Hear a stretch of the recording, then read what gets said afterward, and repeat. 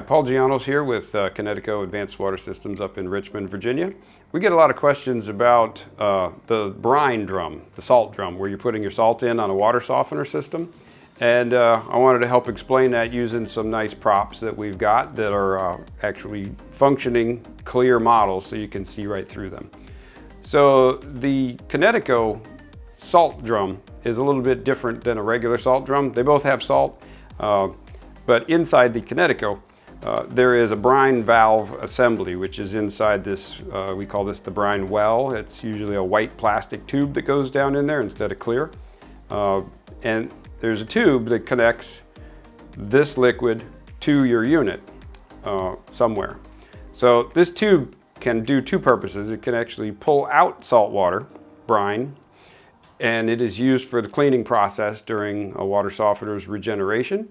But then once it pulls it out, it needs to put it back. So at the end of that cycle, the unit will actually push water back into this, into the brine drum, and it will raise the water level up until this float that you see in here goes up and actually closes off the opening, just like a toilet float.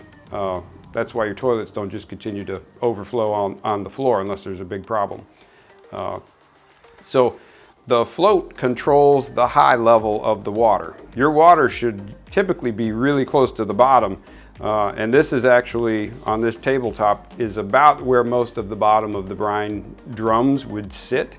So your water is usually less than 10 inches off the bottom of the drum. So if you see a lot of water in your salt drum, that's probably an issue and you need to call your dealer. When it's pulling that salt water back out, we already know what the high level is, but it will actually draw it out until it drops and no more water is spilling over of that black, it's hard to see, but there is a black tube in the middle with some cutaways, and specific amount of salt dosing requires a certain amount of cutaways to be removed.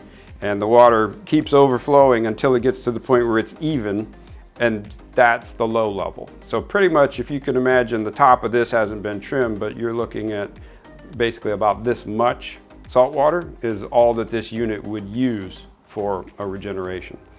The other units, the electric ones, they use salt water and salt, but instead of having a low level overflow, they just pull out based on time.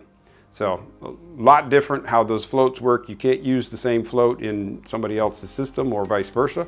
But that is why the Kinetico brine valve is unique and different.